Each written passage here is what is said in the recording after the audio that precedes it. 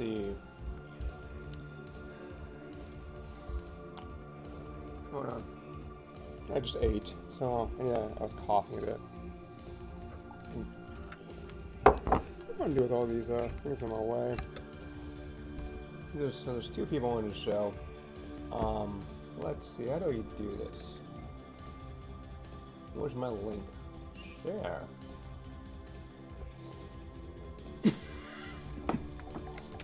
Let's see, so we can go to here. I don't have COVID, I got something in my throat.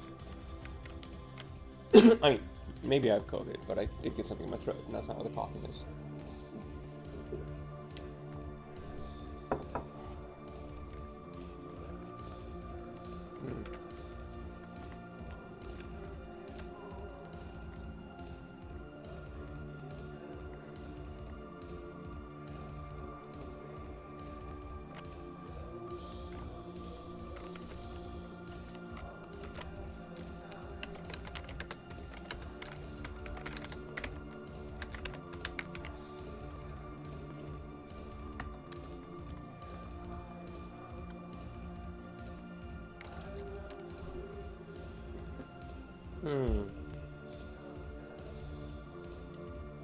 I've been like sleeping most of the day.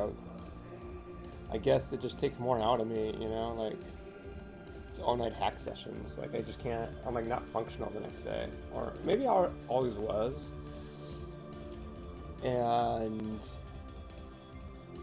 I just am more aware of it now. I don't know. I mean, you know, gotta be some difference between when I was 19 and now. It's 20 years. I just say I'm the same person. So going back to the build. Looks like that. Oh yeah. It looks like that. Why did I say that? What do you mean no sessions? Oh, that's because it's on the host machine. It looks like that. Still doing a single threaded, which is bizarre. Oh, that's not bizarre. I mean, I saw it shit coming, I guess. And so it's doing the cross compile, and sure, it's single threaded on, you know, the 64 thread machine. Should probably look a little bit more into it. Whoops, I don't want to do that. I think I was on track 2. Let's see. Don't need those things anymore. Don't need those. Got a meeting tomorrow at like 11, I think. I don't know if I got good confirmation on that. Let me see. Let me go to my Gmail. I didn't see it. I don't see it. Let's see what happens. Sold another thing today on eBay, but I haven't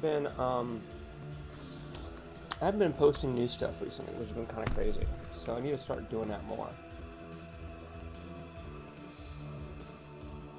Oh, is that it? Oh no, it's still going. I thought that it said it was over, and I was like, oh no, what's going on here? I also need to figure like a way to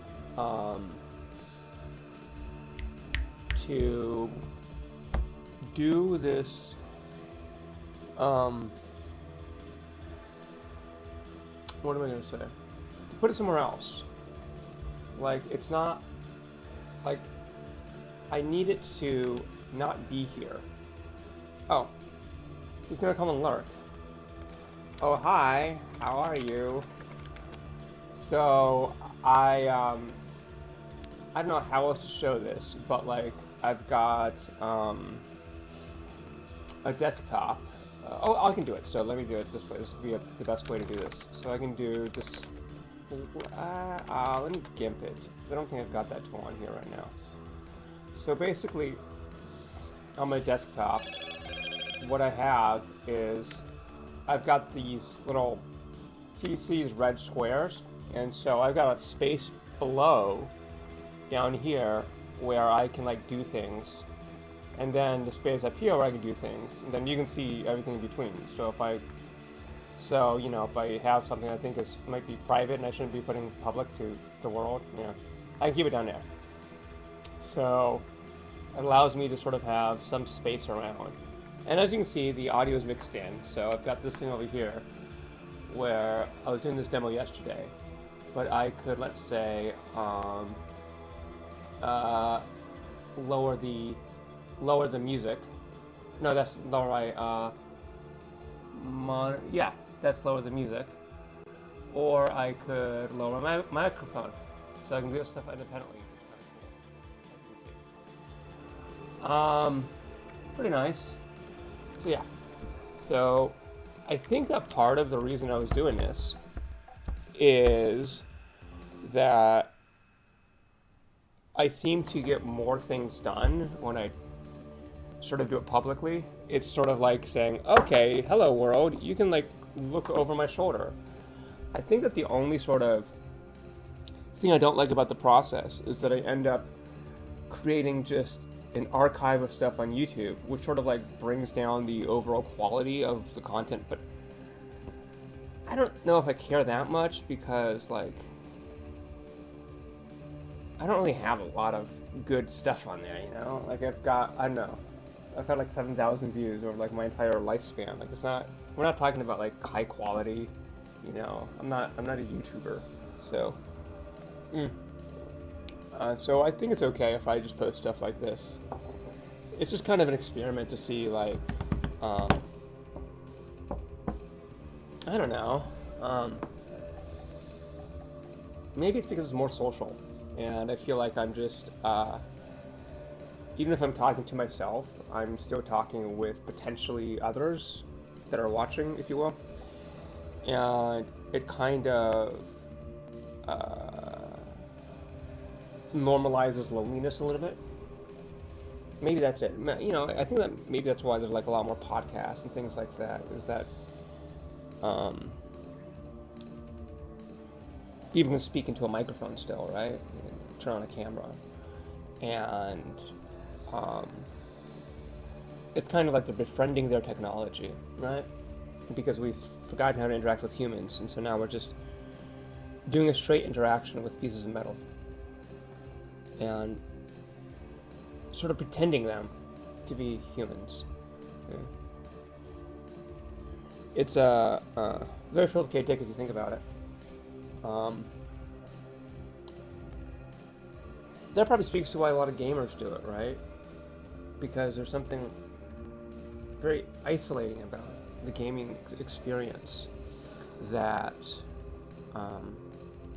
would speak to all these things I was just talking about. And it's probably also why you find a lot of podcasts with people that have wildly outside the mainstream views, in politics or whatever it is, because they just feel isolated. They feel like they don't have anybody, in a way I guess they don't. And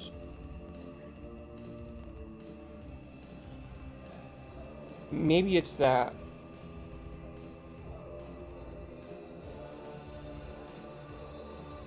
we're using these things not only as tools but also as cultural artifacts for our own sort of companionship, if you will. How like a little kid would use a doll or a blanket or something, so they can imagine and create. And yeah, maybe that's why people are doing it. So maybe it's a the bottom line of, I think, a lot of what we do is we do things for psychological health without acknowledging it. And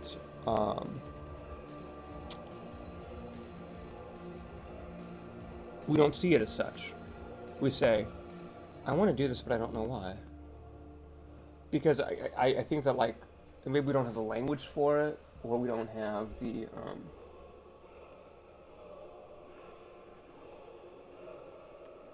like,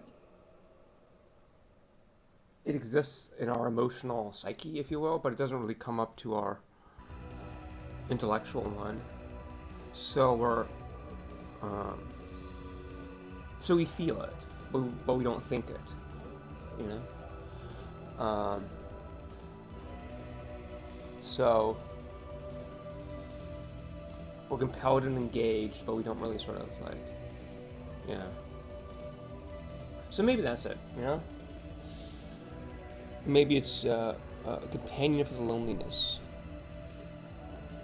You're like, oh, it's my friend, my microphone. Oh, my camera. My YouTube stream. Whatever it is. Yeah. It's about keeping your sanity. You know? See, I don't know if anybody's interacting. No, I guess not. So, this is also about trying to be productive, along with all of the sort of deep introspective things I just sort of, you know, laid out. So, I guess this thing, which has been my project for the past 2 days, doesn't look like it's going to be done anytime soon. It's just sort of sitting here compiling stuff. So, there's a number of other things that I could work on. And I guess you could say, why not just go to sleep? Yeah, I should do that too. Maybe half an hour from now. I don't quite know. Maybe 30 minutes. I've kind of been in and out all night, all day long. So it really threw me off. You know, when I was younger, I would sometimes do this in order to try to get back on. So I tried to stay up as late as I could. And then I'd, like, basically sacrifice an entire day. But then my day would just be, like, so terrifically bad that I'd end up in this sort of, like, sleep and awake state. And it would take me, like, just enough to recover that I'd be, like, up at, like, 6 a.m. the next day, the following day, right? Subsequent. And then it'd be fixed and it'd be good. Until I do something that threw it off for a while. And then this was the corrective measure, and it sort of cost a day.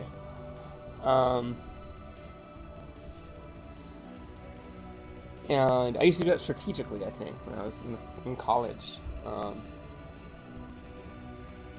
I think it's stupid, right? But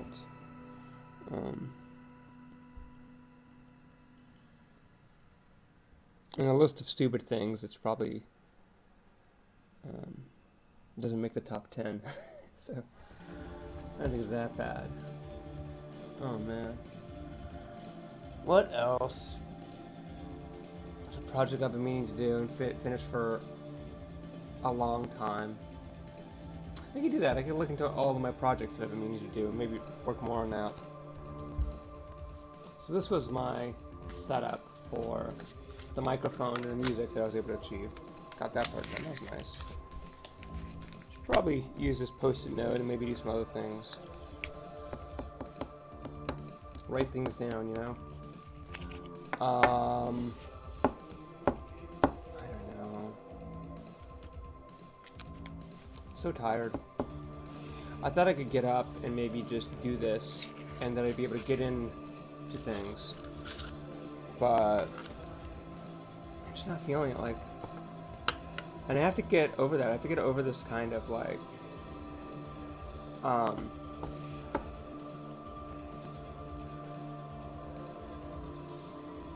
the emotional disengagement of something precluding me from doing it because it's a self-fulfilling cycle.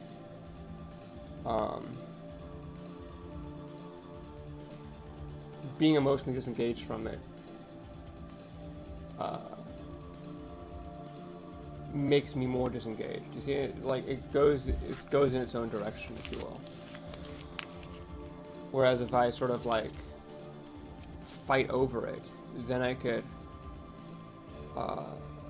work with it and like it more. And and that's kind of like the hump of learning, or the hump of doing anything, right? Is you end up here. This is a book. Let's see what you book.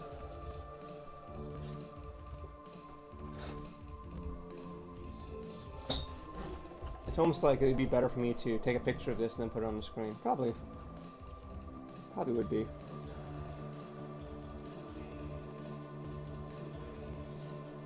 Let me find the photograph. That's not this drawing, actually. How can I see it? There it is. So I'm just going to do exactly what I said, which is basically take a picture and then upload it and share it that way. So,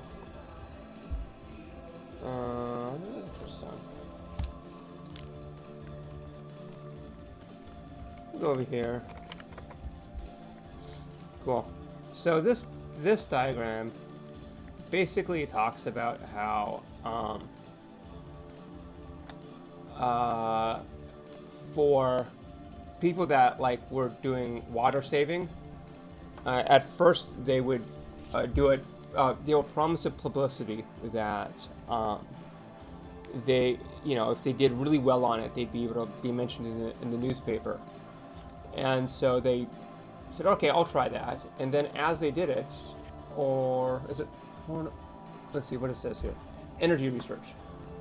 And as they did it, they said, okay, well, they started creating their own identity from it. They said, okay, well, I've got pride and self-esteem for doing this. I have a new self-image of like an energy saver, and all these other things like, I conserve it, I'm lowering my energy bill, all these other positive things. And then the researchers came back and said, oh yeah, that thing about the publicity was a lie, we're not going to do it. But then they actually kept on doing the practice, because by then they had established other reasons for doing it. And like a sort of this kind of cyclic thing that I was just talking about is that, so in life when you're trying to do something, if you can find that one reason, and then once you start doing it, like these other reasons come along, and then you have an identity that you somehow can clasp onto, then like I become the smart, hardworking person, or I become the mathematician, or I become the musician, or whatever it is, right? And then the initial reason can go away, and then the other ones are the things that hold up and propel forward. So, but the other thing is that at the very beginning, there's nothing there. You see, at the top, there's nothing. So, if that first pillar doesn't exist, then you could say, oh, I don't really care about it. I'm not really emotionally engaged, and I don't really want to do this. And so, knowing that,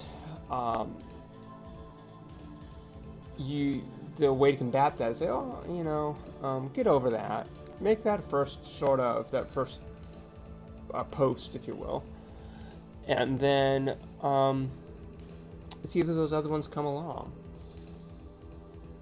Because this wasn't true amongst every person that they did. A large percentage, like in the 60s or 70s or whatever it was. But the sort of the unspoken of assumption in any of these things is that there's like a third of the people where this didn't happen, right? They said, oh, there's no publicity, oh, forget about it. I'm gonna go back to my old ways. So I guess the moral of the story is that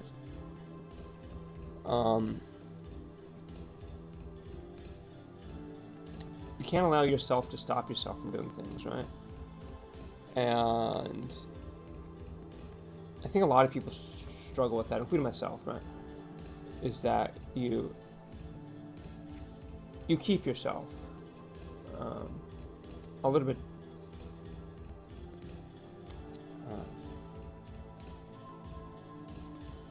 you are your own reserve army, but you never see the battle, if you will. Yeah. The reserve army is the fresh troops that you have, for the later battles. You're not supposed to use all of them, but I feel like that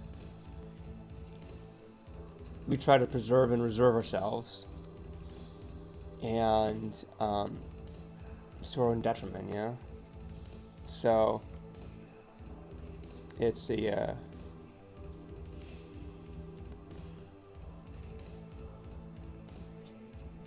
so I guess the question is, what is that initial pillar? And like generally, right? I'm not talking about a specific thing, like what I want to do or something. And I think that and it's the one that will get you over the sort of emotional desirability of something. I think it's got to do something with enthusiasm, maybe, like some kind of excitement, like you gotta sort of be intrigued, interested, all those words, right? And that's what it constructs the initial pillar. And I guess part of it is a willingness to be engaged with those emotions in a productive, meaningful sense. And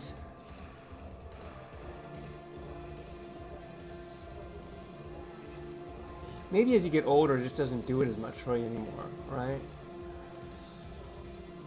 You're like, oh, yeah, I'm not really that as much as intrigued or interested as I used to be, I was getting old about that.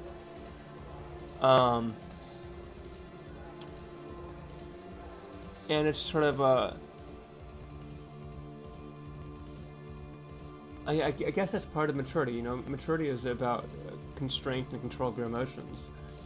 It's not only constraint and control of your emotions with regard to passion and lust and anger, but also with intrigue, interest, and things like that. And you taper those down as well without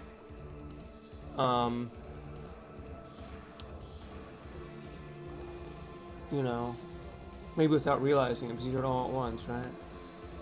So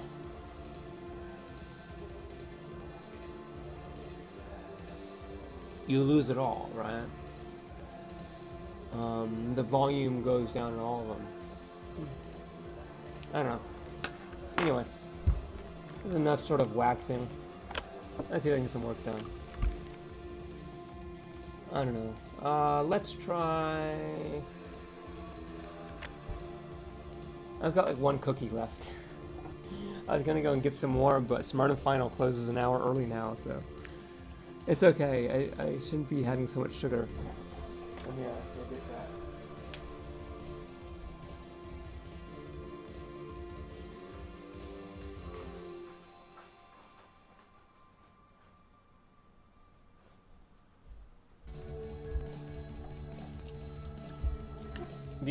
The checker was in a car when I went there, 10:40, and she's like, "Oh, you close at 10 now." I was like, "Oh, what? Forever?" She's like, "Yeah, 2 hours." Just fine.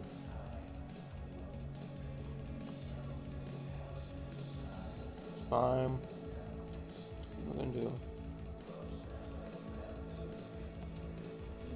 What's this? Is this thing done? It hasn't moved in a while. Nope.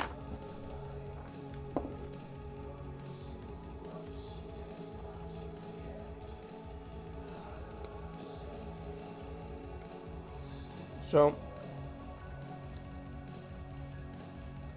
I guess that's the first emotion that you need. Is you need to find motivation from somewhere, and it should be one of those sort of core emotions. Excitement, interest, fascination, things like that. Then you need to have a plan, right? And Then you need to have the, well, a lot of this goes back to games, right? How games are designed. So you have excitement, you have, or interest, you have a plan. And then the next one is a way to tell how you're doing.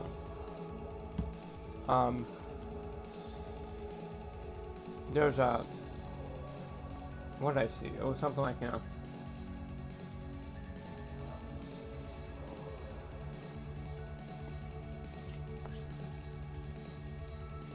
I hate this kind of fetishism that we have these days with measuring everything. But I heard somebody give a sort of a nihilism, which was like,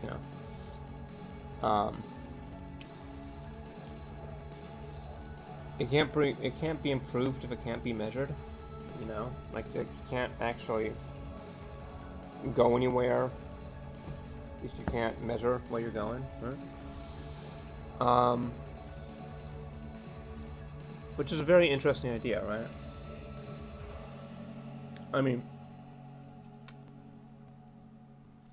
in a way, you could say something like, sure, because there's a tautological relationship between improvement and measurement, and that's kind of, the foundation that the definition is based on. So then you have to ask yourself, well, is there something other than improvement that you're seeking, right?